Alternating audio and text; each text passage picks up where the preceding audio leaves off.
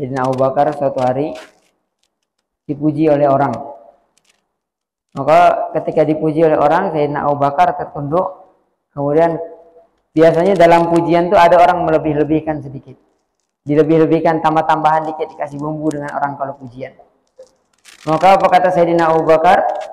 Allahumma la tu'akhidni bima yaqulun waghfirli mimma la ya'lamun. Allahumma la tu'akhidni bima yaqulun. Ya Allah, kalau ada yang salah dalam pujian tadi, Allah, kau jangan azab dia. Jangan kau azab aku sebab kesalahan yang dibuat dalam pujian tadi. Kemudian waghfirli mimma la ya'lamun, dan ya Allah maafkan aku terhadap keburukan aku yang dia tidak tahu. Kemudian yang terakhir kata beliau, waj'alni khairam mimma yadunnun, dan ya Allah jadikanlah aku orang yang terbaik, lebih baik daripada apa yang mereka sangkakan. Maka apa ya, kadang-kadang pujian itu seperti itu. Alhamdulillah, ayo dulu kawan berdua dengan Ustaz Umar, imam di sini kami dulu. Sebelum itu saya ngaji di Jawa, ngaji di Temboro. Dari kurang lebih 6 tahun sampai selesai aliyahnya di situ. Kemudian selepas itu saya ngawani imam dulu di sini nih. Selepas saya dididik lagi Qur'annya, jadi saya hafiz Qur'an di Jawa. Setelah itu saya dilancarkan lagi, dididik lagi Qur'annya dengan paman saya dewe, Maulana Abdul Wahid. Kemudian selepas itu barulah saya ke Afrika. Di Afrika kurang lebih 3 tahun. Sebenarnya tidak sampai 3 tahun, 2,5 tahun. Di setengah tahun awal saya ngambil kelas bahasa. Kemudian saya pikir dia dari kami yang berenam berangkat itu 4 orang semuanya langsung loncat. Selepas setengah tahun itu 4 orang semuanya langsung loncat ke kelas 3. Dia kelasnya ada 7 kelas sampai kelas terakhir. Yang semua kawan-kawan saya yang berangkat dengan saya berenam ke Afrika semua loncat ke kelas 3. Tapi tahun itu saya berpikir, wow, masih kurang bahasa saya, jadi saya ambil lagi kelas bahasa 1 tahun lagi. Kemudian setelah setahun saya mengajukan diri untuk minta tes loncat kelas. Terus ketika kata masyaih-masyaih yang di Afrika atau ulama-ulama guru-guru kami di Afrika, mau tes kelas berapa? Saya bilang, dan yang tes dengan saya kebanyakan orang-orang yang sudah pernah mondok itu ketika pergi ke Afrika mereka tes. Paling cepat biasanya 4 tahun di Afrika itu. Kalau orang-orang yang ikut tes. Tapi ditanya mau tes kelas berapa? Saya musyawarah dengan beberapa alumni Afrika, katanya loncat kelas terakhir baik coba. Kalau loncat kelas terakhir, kalau tidak lulus kaget dapat masuk kelas di bawahnya. Jadi saya mengajukan diri loncat kelas terakhir karena takut kaget tidak masuk di kelas bawahnya. Jadi saya loncat kelas terakhir baik, kalau tidak lulus saya dapat kelas bawahnya. Ketika dites semua segala macam dimusyawarahkan, kata beliau sebenarnya sudah sekitar 5 tahun tidak ada orang yang minta tes untuk kelas daurah, untuk langsung kelas terakhir. Kami tidak tahu masih boleh atau tidak, tapi nanti kami musyawarahkan. Setelah dimusyawarahkan depan ulama-ulama, depan syekh-syekhnya, setelah itu akhirnya barulah dites. Nah, dites, alhamdulillah saya lulus, langsung masuk kelas terakhir. Makanya saya balik lebih awal daripada beberapa kawan-kawan. Alhamdulillah sekarang saya hari-hari di sini di Kartini rumah saya. Di rumah saya ada Pondok Putri, kemudian Pondok Putra juga ada di Haji Kamil. Alhamdulillah yang mimpinnya saya sendiri. Santrinya ada sekitar 54 orang. Yang putri 29 orang, yang putra 24 orang. Alhamdulillah hari-hari saya ngajar bolak-balik dari putra. Nah, kegiatan hari-hari sekarang ngajar. Dan saya duduk di sini bukan untuk ngajar. Kalau ngajar itu kerjaan ulama. Saya ini bukan ulama, jadi di sini saya muzakarah apa ilmu yang saya punya, sehingga dengan muzakarah ini kita bisa saling ingat mengingatkan. Dalam Al-Quran Allah katakan wa dzakir fa inna dzikra tanfa'ul mu'minin. Dan saling mengingatkanlah. Karena apa? Fa inna dzikra tanfa'ul mu'minin. Karena sesungguhnya saling mengingatkan sangat bermanfaat bagi orang beriman. Dan apa kitab yang mau kita pelajari ini? Kitabnya namanya Riyadhus Shalihin. Kitab hadis. Dalam agama Islam ini ada 6 ilmu. Kalau secara umum ada 2 jenis ilmu. Yang pertama ilmu maksud, yang kedua ilmu penunjang. Ilmu tujuan dengan ilmu penunjang. Kalau secara rinci ada 6 jenis ilmu. Jenis ilmu yang pertama namanya ilmu tafsir. Ini ilmu yang paling tinggi. Hubungannya dengan Al-Quran. Hubungannya dengan makna-makna Al-Quran. Kemudian ilmu yang kedua ilmu hadis. Nah, ilmu hadis inilah yang kita mau pelajari. Kemudian yang ketiga ilmu kalam atau ilmu tauhid, ilmu tentang ketuhanan. Kemudian yang keempat ilmu tajwid. Kemudian selepas ilmu tajwid yang kelima baru ilmu fikih, yang keenam yang terakhir ilmu arabiyah namanya. Ini 6 macam ilmu inilah ilmu yang ada dalam ilmu agama namanya. Dan apa-apa yang berhubungan dengan 6 ilmu ini maka masuk ke dalam agama. Ilmu hadis, para ulama terdahulu ketika mereka mau mengaji satu hadis, maka ada hadis yang mereka riwayatkan dulu. Terus menerus ulama ini ketika pertama kali belajar dengan ustadznya, maka ada hadis yang dia dengarkan pertama kali. Ustadznya begitu juga dari ustadz-ustadznya sampai Nabi sallallahu alaihi wasallam. Nah, namanya hadisnya musalsal bil awwaliyah. Musalsal itu hadis yang diriwayatkan di waktu, di tempat, atau dalam keadaan-keadaan khusus. Itu namanya musalsal. Kita mau sebelum kita ngaji, kita buka kitab ini, maka kita alangkah baiknya kita ikut dengan ustaz-ustaz, dengan ulama-ulama terdahulu, ulama-ulama yang sampai pada Nabi SAW, mereka membuka pengajian hadis mereka membuka muzakarah hadis mereka dengan musalsal bil awwaliyah.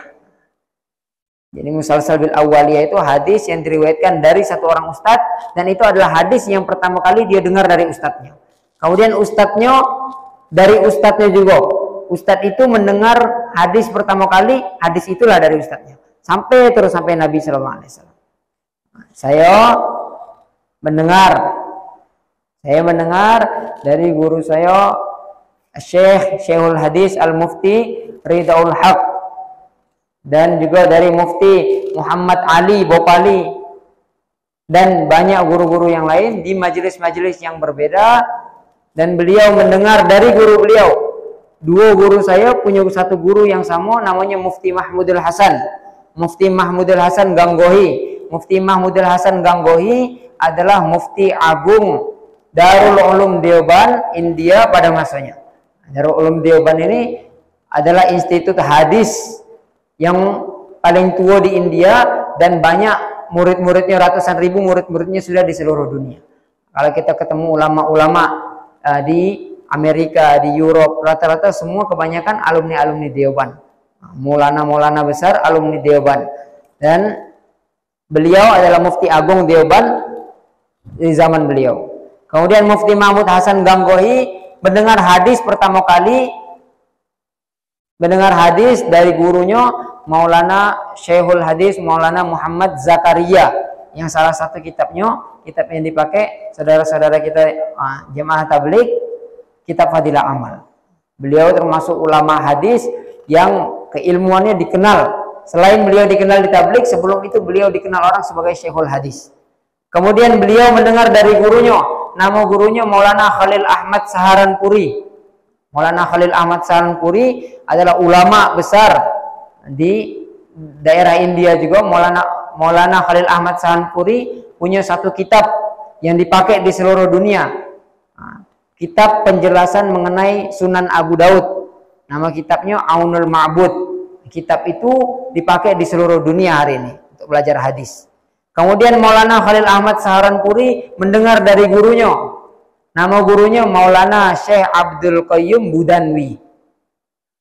Kemudian Syekh Abdul Qayyum Budanwi ini anak satu orang ulama besar, satu orang mujahid yang dulu beliau berjuang yang hari ini dikenal kuburnya di daerah Sarhad atau sekarang nama kabupaten provinsinya provinsi KPK di Pakistan situ, Syekhul Hadis, dan ikut dalam rombongan ulama-ulama besar untuk berjihad waktu itu. Anaknya namanya Maulana Abdul Qayyum Budanwi.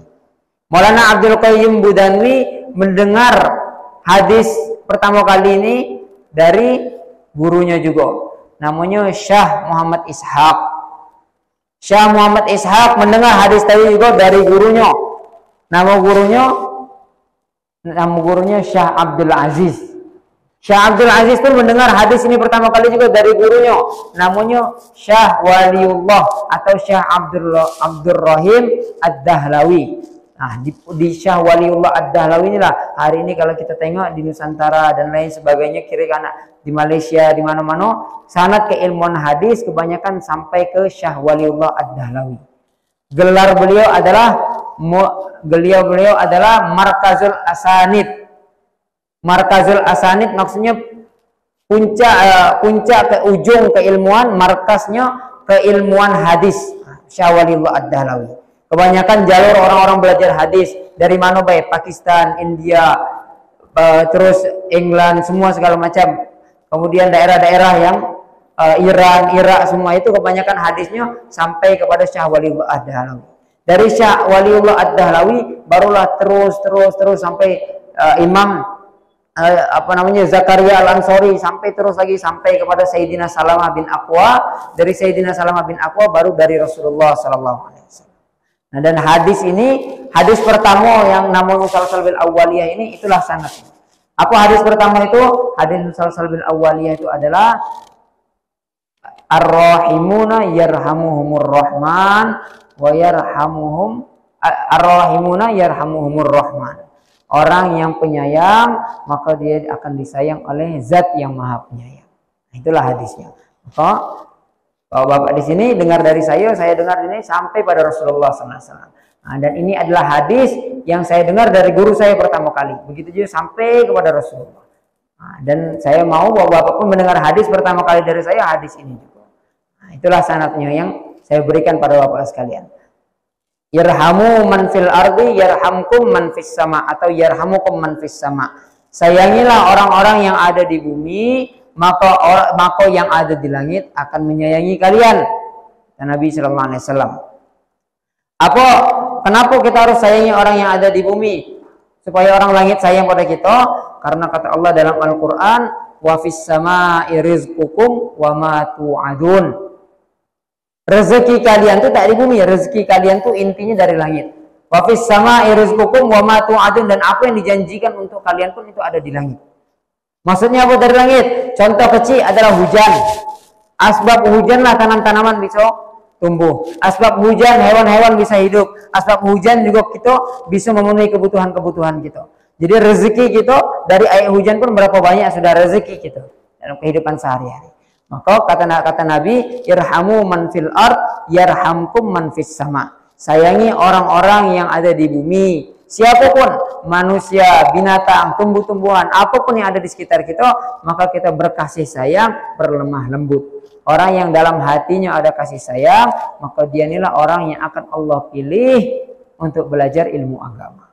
Kalau dalam hatinya itu ada kasih sayang, maka Allah akan mudahkan dia untuk belajar ilmu agama. Maka itulah hadis yang diriwayatkan oleh para ulama sebelum mereka mengaji, dan hadis ini mereka tekankan kepada murid-murid mereka supaya apa? Supaya menyayangi siapa saja. Karena ilmu yang kita dapat akan kita dapatkan bila kita berkasih sayang. Bismillahirrahmanirrahim. Kitab Riyadhus Shalihin. Allahumma aghnina bil ilmi wa zayyinna bil hilmi wa akrimna bit taqwa wa jammilna bil afiyah. Jazallahu anna nabiyyana Muhammadan bima huwa ahluh. Kitab Riyadhus Shalihin ini kitab hadis karangan Imam Nawawi. Imam Nawawi ini ulama besar, mujtahid, faqih, mufti dalam mazhab Syafi'i. Mufti besar dalam mazhab Syafi'i. Jadi dalam hukum itu ada namanya mujtahid mutlak. Mujtahid mutlak itu para pemilik mazhab, orang-orang yang sampai pada level itu, yang hari ini kita dengar namanya 4 orang: Imam Abu Hanifah, Imam Malik, Imam Syafi'i, Imam Ahmad bin Hanbal rahimahullah. yang dikenal dengan mazhab Hanafi, mazhab Maliki, kemudian mazhab Syafi'i, mazhab Hambali. Nah, ini namanya mujtahid mutlak imam-imam ini. Dan di bawah imam-imam ini ada satu tingkatan lagi, ada namanya mujtahid fil mazhab.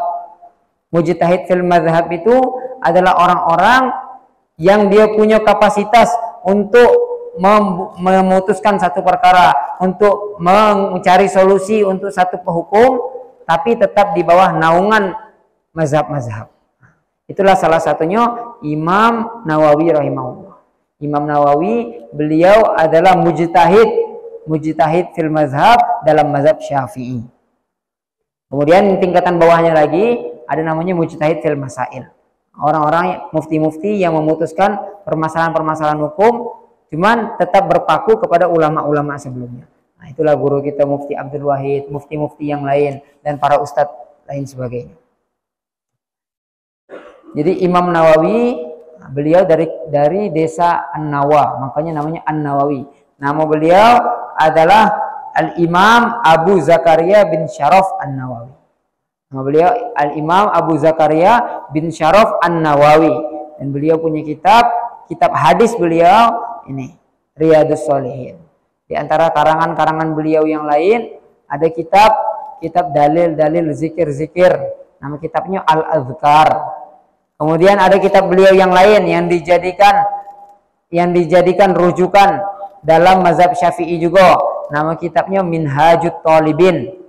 Nah, Minhajut Talibin itu kitab pegangan para mufti. Nah, orang belajar mufti itu maka dia harus mendalami Minhajut Talibin. Kemudian di antara karangan beliau yang lain yang membahas masalah perbandingan fikih 4 mazhab. Nama kitabnya Syarah Al-Majmu' Syarah Al-Muhadzab. Nah, itu kitab beliau juga. Banyak lagi kitab-kitab beliau. Nah, beliau kurang lebih ratusan kitab beliau, ribuan bahkan yang meriwayatkan. Dan beliau di usia wafat beliau, waktu beliau wafat umurnya 40 tahun. Masih lajang, wafat dalam keadaan masih lajang, umur 40 tahun, tapi karangan kitabnya sudah ribuan. Jadi kita mulai kitab beliau Riyadhus Shalihin, artinya taman-taman orang-orang soleh. Riyadhus Shalihin ini artinya taman-taman orang-orang soleh. Dan dalam kitab ini beliau memulai kitab yang pertama, Al-Kitabul Awal. Bismillahirrahmanirrahim. Al-Kitabul Awal, kitab pembahasan yang pertama. Babul ikhlasi wa ihdarin niyati fi jamil a'mali wal aqwali wal ahwali al barizati wal khafiyati. Bab yang pertama beliau mulai dalam kitab beliau adalah bab keikhlasan dan menghadirkan niat dalam setiap amal, dalam setiap perbuatan, wal aqwal dan dalam setiap ucapan, wal ahwal dan keadaan, al barizati yang zahir, wal khafiyati maupun yang tersembunyi. Beliau mulai pembahasan beliau dengan niat dulu.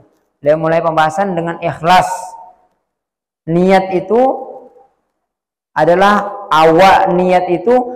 keinginan awal kita untuk ngaji, keinginan awal kita untuk melakukan sesuatu yang dibarengi dengan perbuatannya. Kita mau sholat, sebelum sholat niat dulu. Kita mau zakat, sebelum bayar zakat kita niat dulu. Setiap amal apapun perlu niat. Nah, orang-orang berpikir, beliau jelaskan di sini, beliau rincikan niat itu. Beliau rincikan niat itu karena apa? Karena kita mungkin berpikir niat itu cuma ada dalam perbuatan. Niat itu cuma ada dalam amal. Tapi apa kata beliau? Fi jami'il a'mal. Yang pertama, niat itu dalam setiap perbuatan. Perbuatan amal apa baik.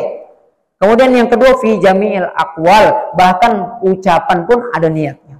Kita mau ngomong kepada siapa, kita mau ngomong dengan siapa, ngomong apapun, itu kita niatkan. Ada niatnya juga. Wal ahwal. Bukan cuma ucapan dan perbuatan baik, tapi duduknya kita, keadaan kita. Nah, kalau amal kita sudah tahu, oh saya niat amal ini karena Allah, saya niat begini. Kalau ucapan pun kita niat, apa ucapan kita tuh maka akan ngena di hati orang itu sesuai dengan niat kita. Begitu juga keadaan kita. Duduknya kita di sini, kalau duduk kita niat, oh mudah-mudahan dengan duduknya aku di sini, anak keturunan aku bisa dapat hidayah, bisa dapat petunjuk, Allah kabulkan niat itu. Jadi duduknya kita, berdirinya kita, tidurnya kita, bangunnya kita, makan minumnya kita, apapun aktivitas dan keadaan kita, itu perlu kepada niat. Dan niat itu letaknya di dalam hati. Niat itu letaknya di dalam hati. Makanya istilahnya ikhlas. Ikhlas itu memurnikan hati, memurnikan niat.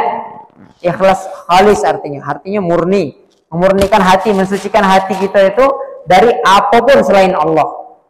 Hati itu dalam bahasa Arabnya al-qalbu. Al-qalbu. Arti qalbu itu sebenarnya apa? Bolak-balik. Arti qalbu itu bolak-balik.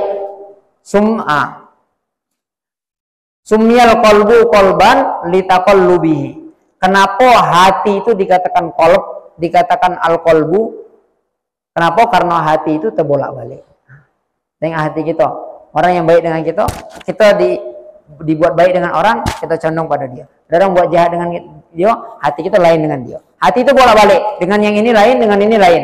Kadang-kadang cepat, orang buat baik dengan kita, sedetik kemudian dia buat jahat, hati kita langsung berubah. Nah, itu hati kita terbolak-balik. Maka dalam setiap apapun keadaan kita, Imam Nawawi mengajarkan untuk ikhlas. Apa itu ikhlas? Memperbaiki niat, mensucikan hati kita dari selain Allah.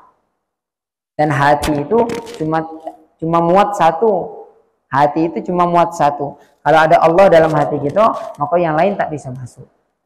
Kalau ada yang lain dalam hati kita, maka Allah dan apa yang berhubungan dengan agama tak bisa masuk dalam hati. Maka kawan-kawan kita jamaah tabligh, mereka punya 6 sifat. Salah satu 6 sifat mereka, yang pertama itu la ilaha illallah Muhammadur Rasulullah. Apa la ilaha illallah Muhammadur Rasulullah? Maksud dan tujuannya mengeluarkan keyakinan kepada makhluk dari dalam hati. Yang pertama apa? Mengeluarkan keyakinan kepada makhluk dari dalam hati dan memasukkan. Keluar dulu apa yang ada dalam hati itu, baru bisa masuk Allah.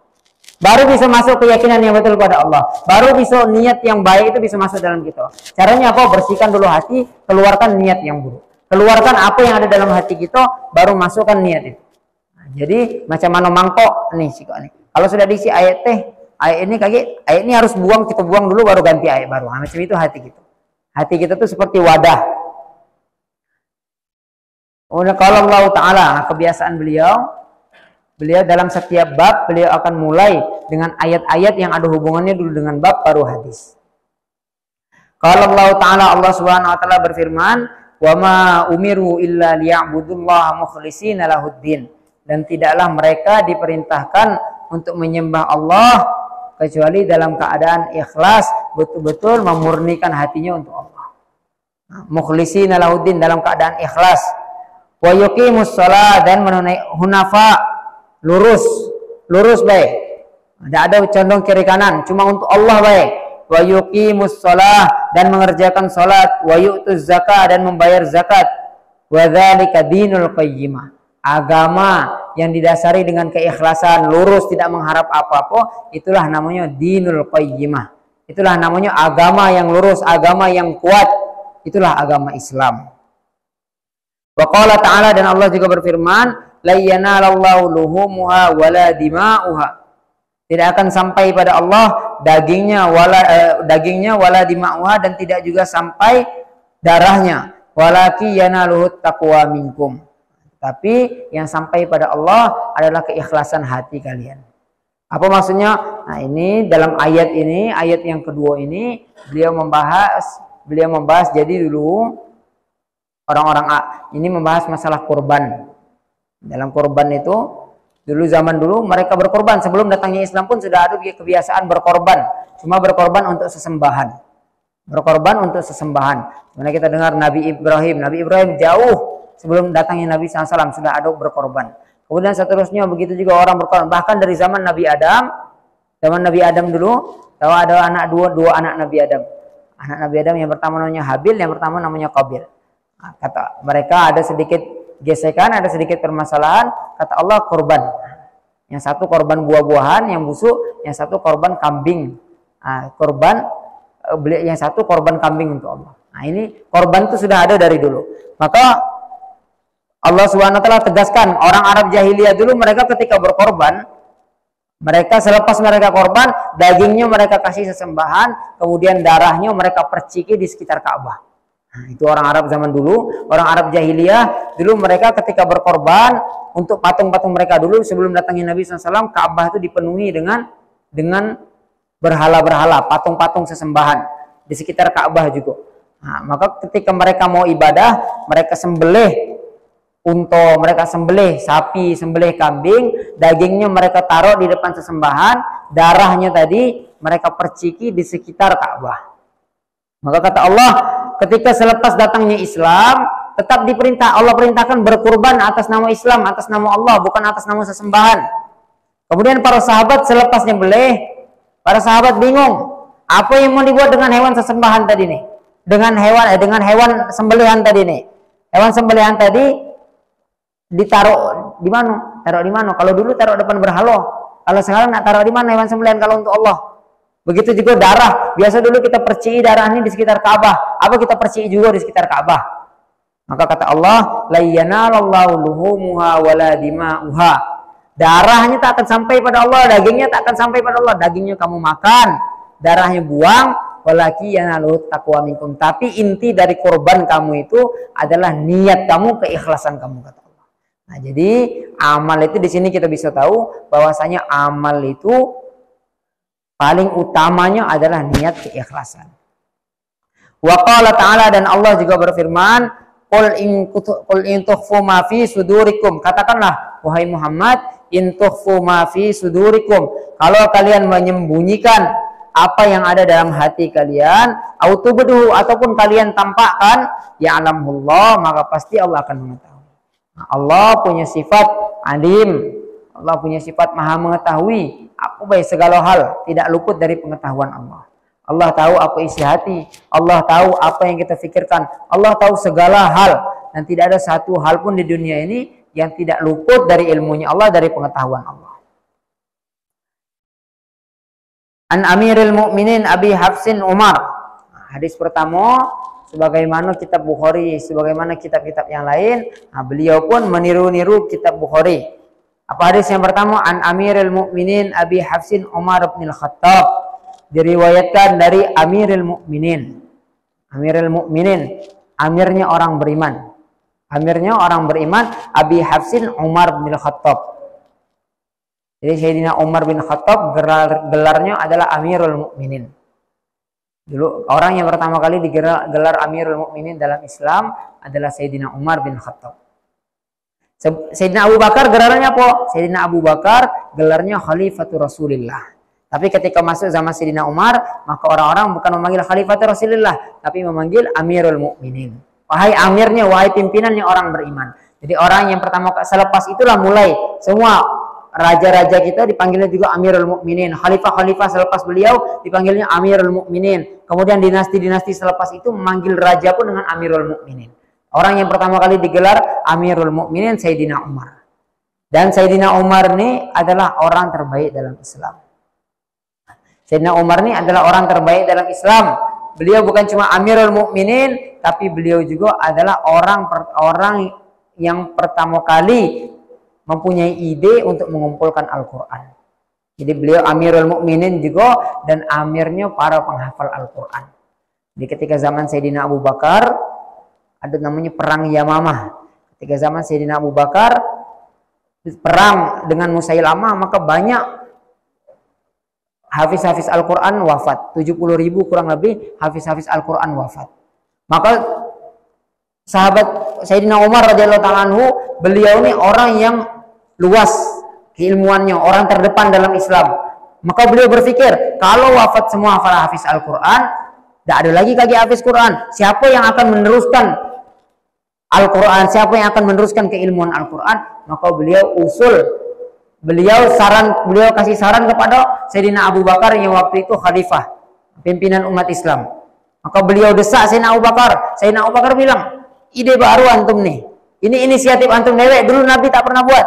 Apa kata Sayyidina Abu Bakar? Sayyidina Umar kasih tahu alasannya dengan segala macam. Akhirnya barulah asbab ide yang diberikan oleh Sayyidina Umar ini, maka Al-Quran itu dikumpulkan. Namanya Jam'ul Quran, kumpulkan Al-Quran. Dulu para sahabat ketika nulis Al-Quran dari Nabi Sallallahu Alaihi Wasallam bukan seperti kita tertulis sudah kertas satu mushaf seperti itu, bukan, satu seperti ini, bukan.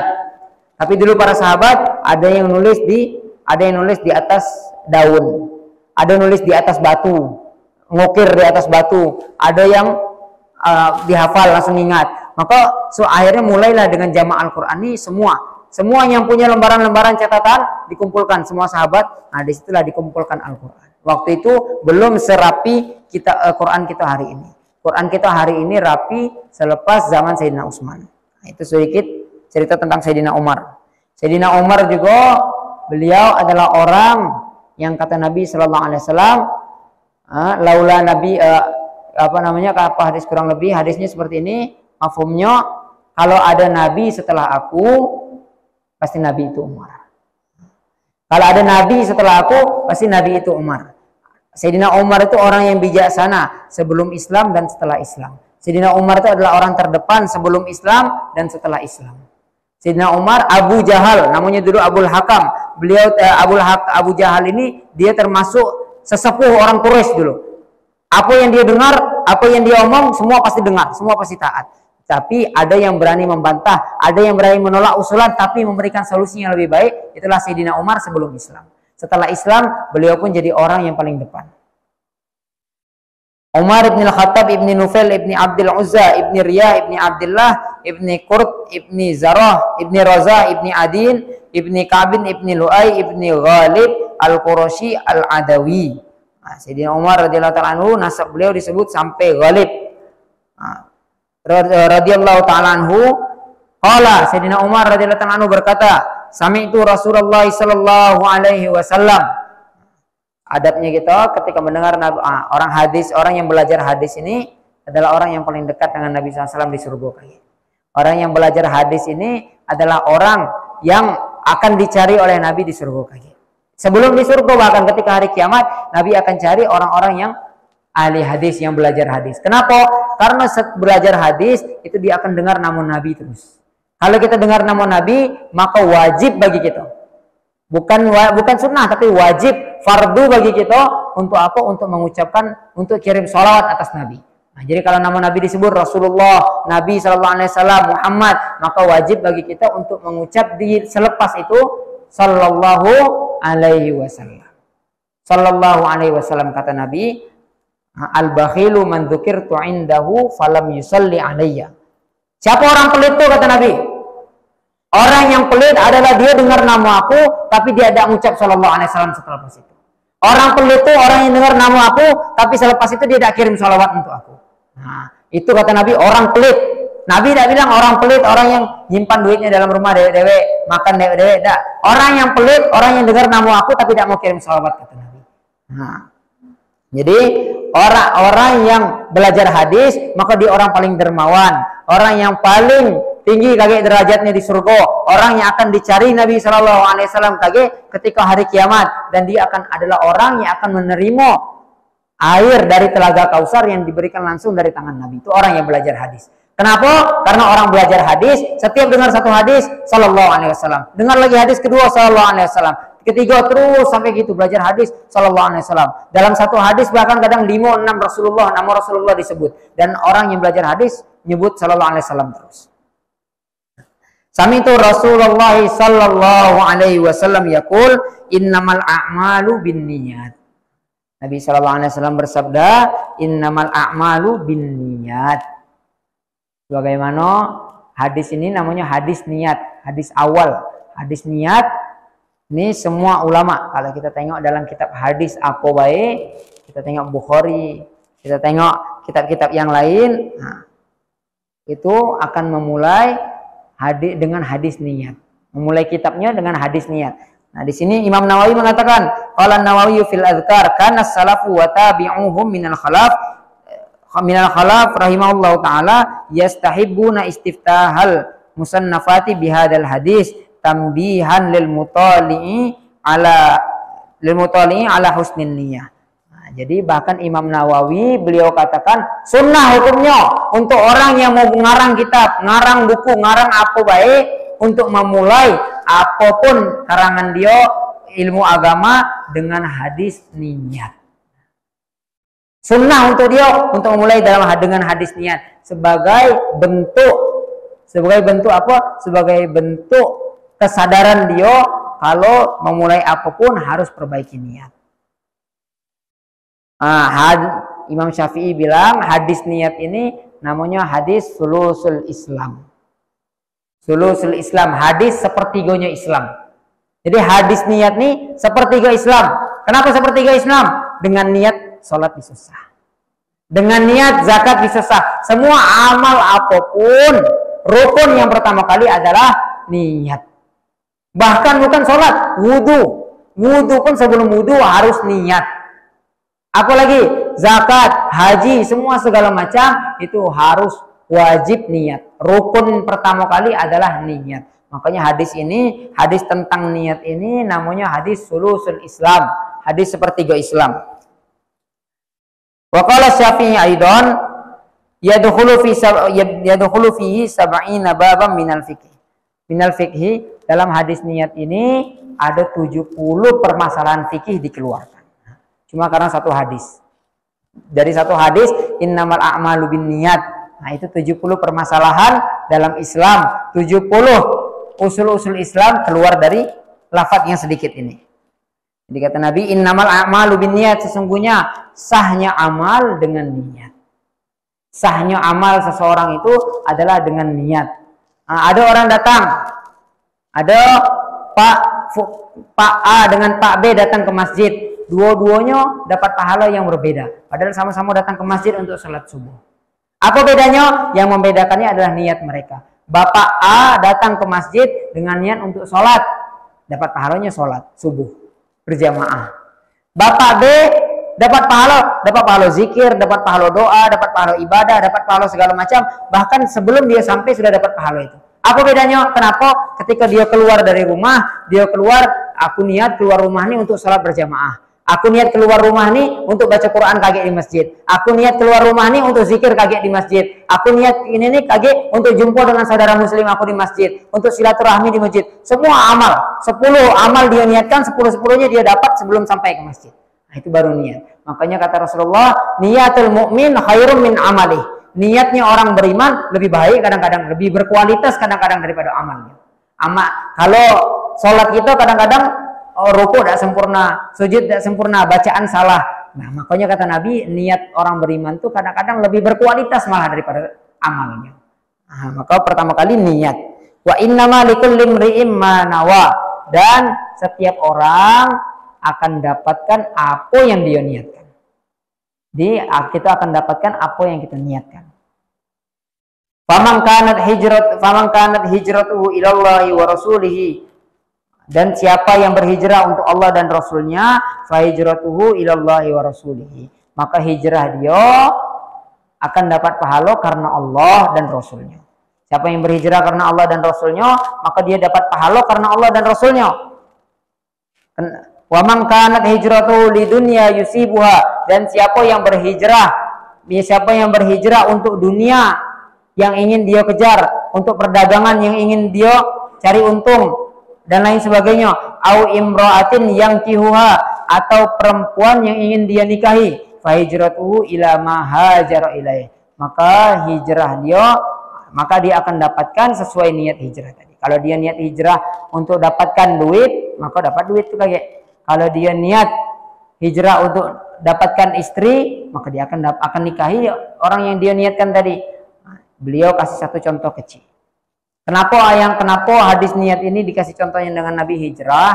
Jadi salah satu sebabnya dulu ketika Nabi mau hijrah dari Mekah ke Madinah, ada satu orang perempuan namanya Ummul Qais. Namanya Ummu Qais nama perempuan ini. Jadi ada satu orang datang laki-laki mau meminang Ummu Qais tadi. Meminang Ummu Qais tadi di Mekah sebelum hijrah. Kalau kata Ummu Qais tadi, aku tidak mau nikah dengan kau sampai kau berhijrah. Jadi ketika orang berangkat rombongan hijrah, laki-laki tadi pun ikut juga rombongan hijrah. Tapi supaya dapat syarat dari calon istri tadi, kau hijrah dulu baru aku boleh nikah dengan aku. Makanya dia akhirnya berhijrah. Sebelum hijrah, Allah berikan wahyu pada Nabi, maka Nabi keluarkan hadis ini. Sebagaimana Al-Quran ada namanya asbabun nuzul, sebab turunnya Al-Quran. Begitu juga hadis ada namanya asbabul wurud. Kenapa? Apa sebab hadis tersebut diriwayatkan? Apa sebab hadis tersebut keluar dari lisan Nabi Sallallahu Alaihi Wasallam? Nah, maka sebab hadis ini adalah ada satu orang perempuan namanya Ummu Qais. Ummu Qais dipinang. Dia menolak pinangan tersebut dengan syarat dia mau menerima pinangan itu dengan syarat laki-laki tadi hijrah dulu ke Madinah ikut dengan Nabi.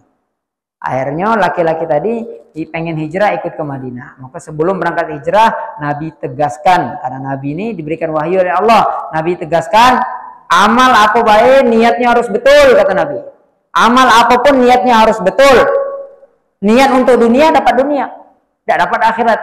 Tapi kalau dia niat untuk akhirat, dunia dia dapatkan, akhirat dia dapatkan. Siapa niat untuk Allah, dia akan dapatkan semua kenikmatan-kenikmatan dan janji-janji Allah. Maka perbaiki niat, kata Nabi. Ini, nah pembahasan hadis hijrah. Apa hijrah itu? Kenapa di sini hijrah yang Nabi? Karena waktu itu mau Nabi SAW mau hijrah. Apa sih hijrah itu? Hijrah itu adalah meninggalkan tanah air untuk sesuatu. Itu hijrah secara bahasa. Kita merantau, tinggalkan kampung halaman. Nah, itu namanya berhijrah. Maka kata Nabi, hijrah ini amal baik, tapi tergantung dengan niatnya. Kalau niatnya untuk Allah dan Rasulnya, maka dia dapat pahala dari Allah dan Rasulnya, dapat akhirat, dapat dunia juga. Tiga-tiganya dia dapatkan. Tapi kalau dia niatnya cuma untuk dunia, maka tidak dapat akhirat. Maka dia tidak dapat pahala dari Allah, cuma dapat dunia yang akan dia dapatkan. Terus hijrah ini ada banyak macamnya. Hijrah dalam Islam itu ada banyak macamnya. Kalau dulu hijrah itu hijrah dari Mekah ke Madinah untuk apa? Untuk memperjuangkan Islam dari tempat yang tidak bisa amal agama, hijrah ke tempat yang bisa amal agama. Itu salah satunya. Nah, seperti hijrahnya Nabi. Kemudian ada juga hijrah apa? Hijrah min biladil kufar ila biladil muslimin. Hijrah dari negeri-negeri kafir, pindah hijrah tinggalkan kampung halamannya ke negeri-negeri yang hidup Islamnya, negeri-negeri orang Islam. Kemudian ada juga hijrah min biladil bala ila biladis sihah. Hijrah dari tempat yang di situ penuh dengan penyakit, bala bencana, pindah ke tempat yang sehat, tempat yang higienis dan lain sebagainya. Ada 6 jenis hijrah panjang. Nah, itu salah tiganya itu. Nah, ini yang saya sebutkan tadi. Muttafaqun alaih ala sihatihi. Beliau katakan hadis ini statusnya muttafaqun alaih. Disepakati kalau atas kesohihannya. Muttafaqun ala sihatihi, disepakati atas kesohihannya. Siapa yang sepakat? Kok disepakati? Siapa yang sepakat? Yang sepakat adalah Imam Bukhari dan Muslim. Nah, Imam Bukhari dan Muslim, kalau beliau setuju untuk satu hadis, oh ini hadis ini sahih, maka istilahnya adalah muttafaqun alaih. Itu Imam Bukhari dan Muslim. Karena Imam Bukhari punya syarat dalam periwayatan hadis sangat keras. Di bawahnya dikit, yang agak longgar dikit, itu Imam Muslim. Nah, makanya kalau satu hadis diriwayatkan oleh Bukhari, maka hadis ini jadi hadis paling sahih nomor 1. Kenapa? Karena syarat untuk perawi-perawi hadis ini ketat Imam Bukhari. Kemudian bawahnya Imam Muslim. Muttafaqun ala sihati, maksudnya Imam Bukhari dengan Imam Muslim sepakat kalau hadis ini hadis sahih. Rawahu Imam al-Muhaddisin. Hadis ini juga diriwayatkan oleh 2 imamnya para muhaddis. Imamnya orang-orang ahli hadis. Abu Abdillah Muhammad ibnu Ismail ibni Ibrahim ibni al-Mughirah ibni Bardisbah al-Ju'fi al-Bukhari.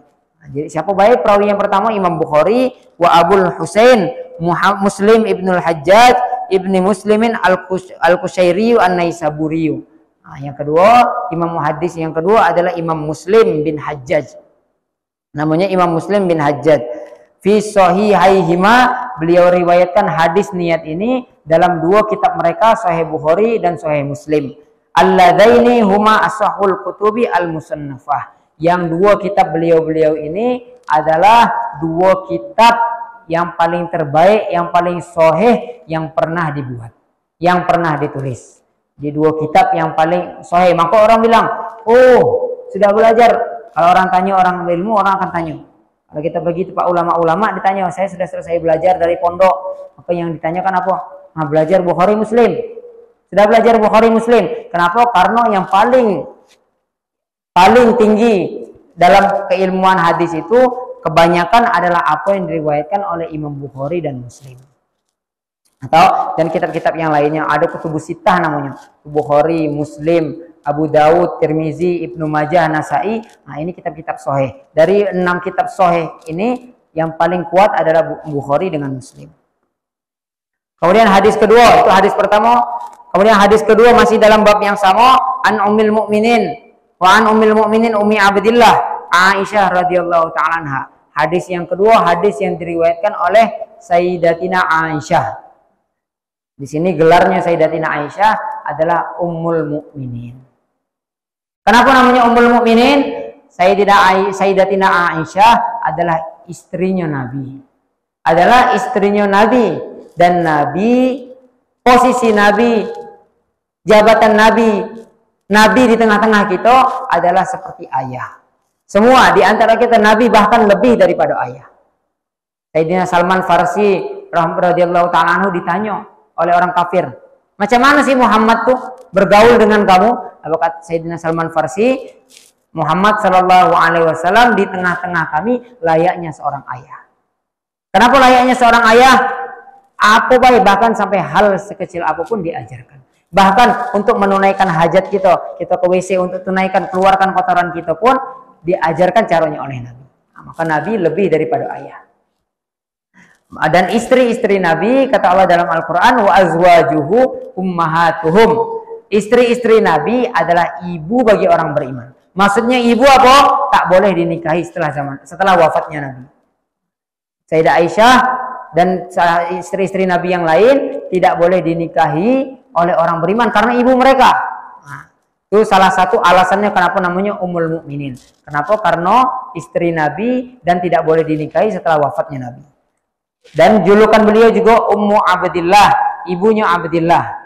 Orang Arab jahiliyah mereka biasa memanggil nama orang itu bukan dengan namanya.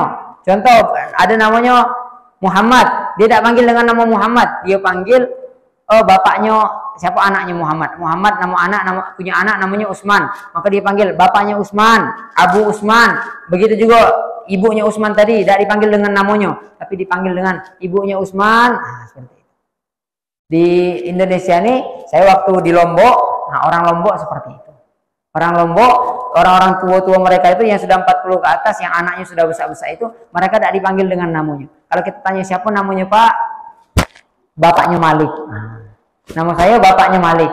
Jadi dia tidak sebut nama aslinya, tapi dia sebut kunyah, istilahnya dalam bahasa Arab. Kunyah itu apa namanya? Nama dia bukan namanya, tapi bapaknya si fulan, bapaknya si A, bapaknya si B, ibunya si A, ibunya si B, anaknya Pak ini, anaknya Pak itu. Nah, itu kunyah namanya. Nah, jadi Ummu Abdillah, julukan kunyahnya Sayyidina Aisyah adalah ibunya Abdullah. Siapa Abdullah ini? Sayyidina Aisyah tak punya anak dari Nabi Sallallahu Alaihi Wasallam. Kok bisa gelarnya ibunya Abdullah? Nah, jadi Sayyidina Aisyah dulu punya keponakan yang lebih dekat daripada sekedar keponakan, bahkan hampir seperti anak dewek, karena hari-hari datang tempat Sayyidina Aisyah untuk mengaji. Sayyidina Aisyah punya saudari namanya Asma. Sayyidina Aisyah anaknya Sayyidina Abu Bakar. Sayyidatina Aisyah punya saudari perempuan namanya Asma, yang juga anaknya Sayyidina Abu Bakar. Sayyidatina Asma punya anak Abdullah namanya. Abdullah inilah yang hari-hari datang ngaji dengan Sayyidatina Aisyah. Makanya gelarnya Sayyidatina Aisyah Ummu Abdillah, ibunya Abdullah. Abdullah yang mana? Abdullah yang anaknya Asma.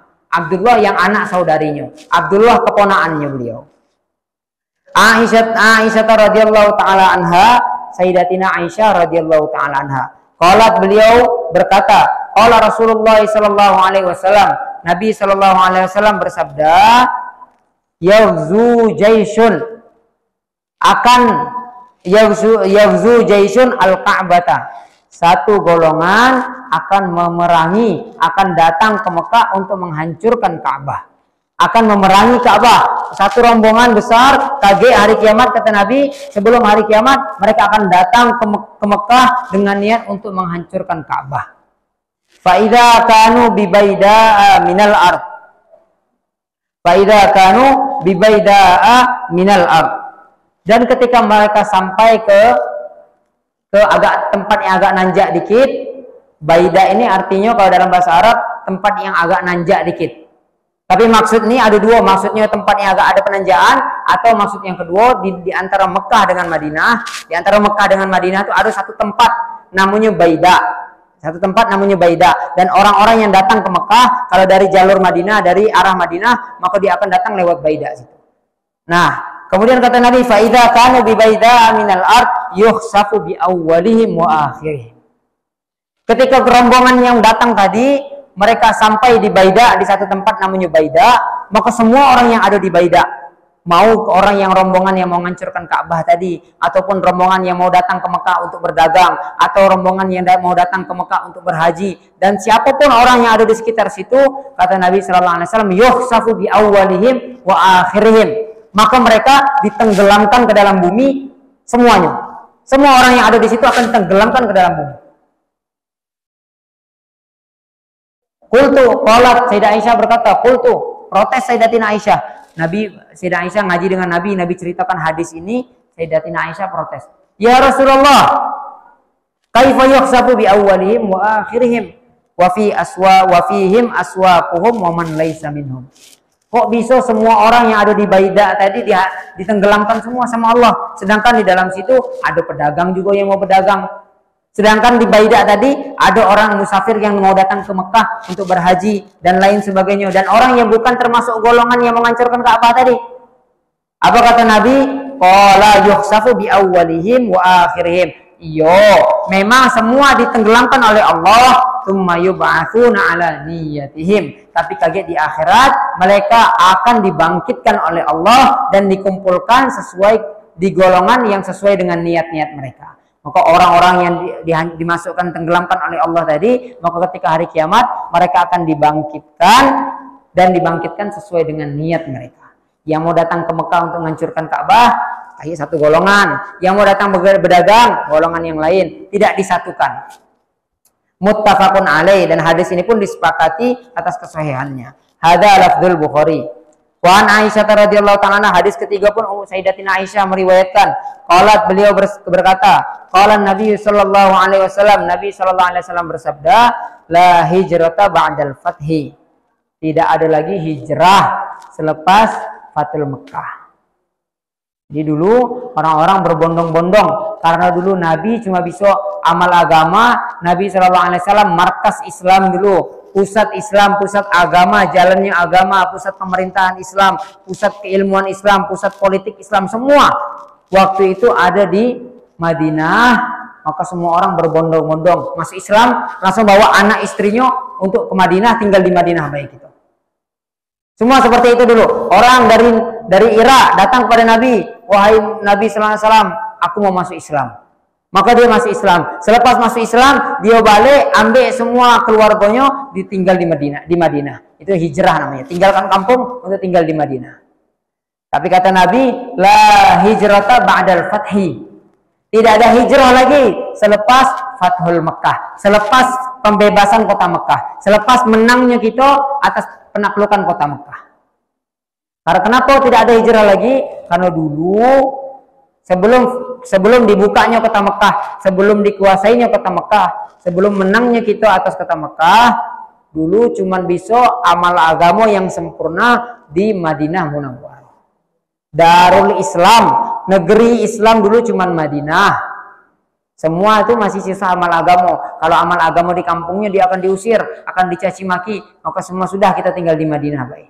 Tapi selepas Fathul Mekah, selepas Nabi sallallahu alaihi wasallam menaklukkan kota Mekah, maka Mekah pun jadi Darul Islam, dan semua yang di sekitar Mekah dan Madinah, semua sekitar Arab itu sudah jadi Darul Islam, sudah jadi kampung Islam, sudah jadi tempat hidupnya tersebarnya Islam. Jadi tidak ada lagi hijrah, karena di mana baik sudah bisa amal agama kata Nabi. Walakin jihadun wa niyatun, tetapi tetap ada pahala jihad tetap ada pahala niat berhijrah.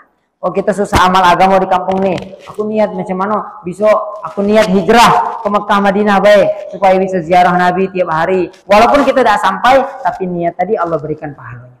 Dan juga jihad Allah berikan pahalanya seperti itu. Wa idastunfirtum, dan apabila kamu diminta untuk pergi berjihad, fanfiru, maka berangkatlah untuk berjihad. Di situ hadis kita, wa ma'nahu la hijrata min Makkah li'annaha sharat darul Islam. Maka orang-orang yang ada di Mekah tadi, yang biasanya selepas masuk Islam mereka pindah ke Madinah, tidak perlu lagi berhijrah ke Madinah karena Mekah dan sekitarnya itu sudah jadi darul Islam, tempat hidupnya agama Islam juga. Nah, jadi hijrah, kita pembahasan awal nih niat, dan Nabi bahas masalah hijrah. Ini masalah hijrah yang secara zahir. Ada hijrah yang hakikat. Hakikatnya hijrah ini apa? Kata Nabi, al-muhajiru man hajara amma nahallahu anhu.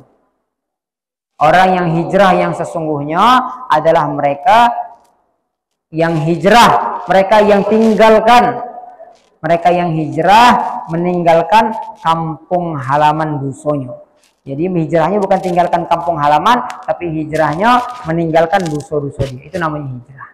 Kita hijrah dari hal-hal yang Allah, kita tinggalkan hal-hal yang Allah haramkan, kita tinggalkan hal-hal yang Allah larang. Itulah hijrah yang sesungguhnya. Kita tinggalkan ketika kita tengok kita mau buat maksiat, ada rombongan gibah, wah, kita mau duduk gibah, ikut gibah dengan orang-orang, maka kita tinggalkan. Kita dapat pahala hijrah yang sesungguhnya. Apa hijrah kita? Hijrah kita meninggalkan hal yang Allah larang. Begitu juga yang lain. Ketika tengok orang berbuat dosa, ketika kita ada dalam situ, maka kita tinggalkan dengan niat hijrah, maka kita dapat pahala hijrah yang sesungguhnya. Dan juga jihad itu bukan cuma berperang.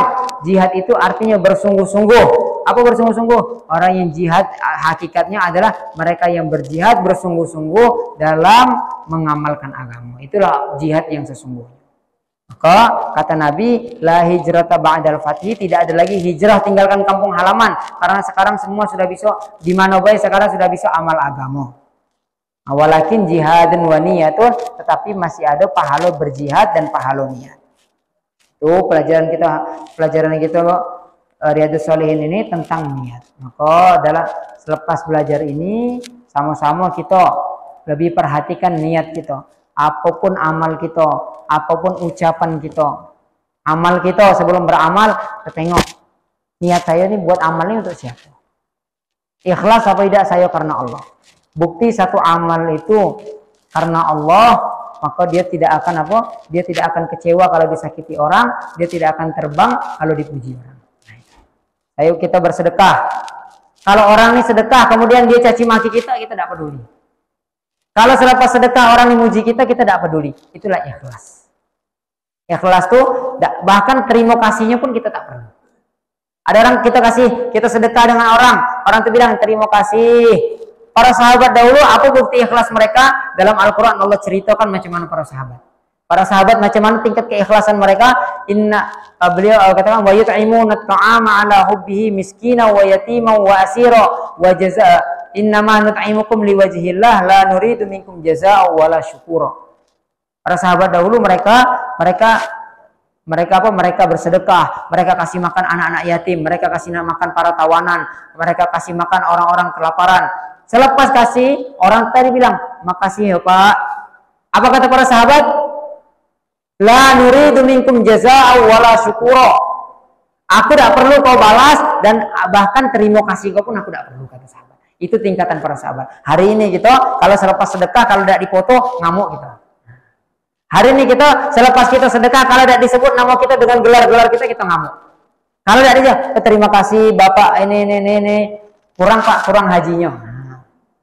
Itu kita tidak sakit hati kita. Tandanya apa? Tandanya masih ada yang salah dalam niat kita. Maka kita perhatikan amal kita niatnya harus karena Allah. Dan tanda amal itu karena Allah adalah apa? Dia tidak peduli dicaci atau dipuji. Dia dan juga bahkan terima kasih pun dia seharusnya tidak butuh. Nah, itu saja yang dapat kami sampaikan. Itu saja yang dapat kami berikan muzakarah hari ini. Mudah-mudahan apa yang kita dengar, kita bisa mengamalkan untuk kita dan kita bisa sampaikan untuk orang-orang di sekitar kita dan anak-anak kita nanti.